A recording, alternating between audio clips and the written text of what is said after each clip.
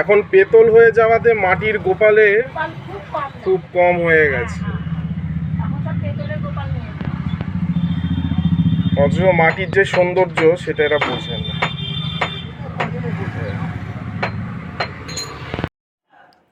দোল পূর্ণিমার প্রাক্কালে আমরা পৌঁছে গিয়েছিলাম কলকাতার ঐতিহ্যশালী পটুয়াপাড়া, মানিকতলা খালপাড় পটুয়াপাড়া দেখে নিতে। সেখানে দোল পূর্ণিমা উপলক্ষে গোপাল ঠাকুরের মাটির প্রতিমা কেমন হয়েছে। প্রতি বছরের মতন এবছর কিন্তু ছোট ছাঁচের গোপাল আমরা খুব একটা পাইনি, মাত্র দুটোই পড়েছিল তারকনাথ শিল্পালয়ের ঘরে।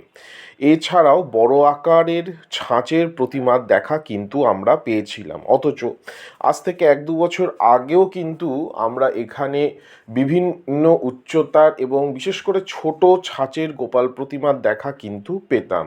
সম্ভবত কালের যে চক্রে, কালের আধুনিকতার ফলে ছোট ছাঁচের মাটির গোপালের প্রতিমার জনপ্রিয়তা ক্রমাগত শহরাঞ্চলে কমে চলেছে।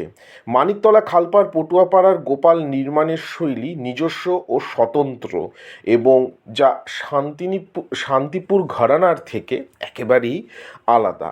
আশা করি আজকের এই মিনি ব্লগটি আপনাদের ভালো লেগেছে। আমরা যখন গেছিলাম তখন কিন্তু গোপাল প্রতিমার নির্মাণের কাজ হচ্ছিল এবং তাই চোখটা সেইভাবে আঁকা হয়নি। শিল্পী বললেন দোলের আগের দিন তিনি করবেন, তো এই কটা প্রতিমাই কিন্তু আমরা দেখা পেলাম।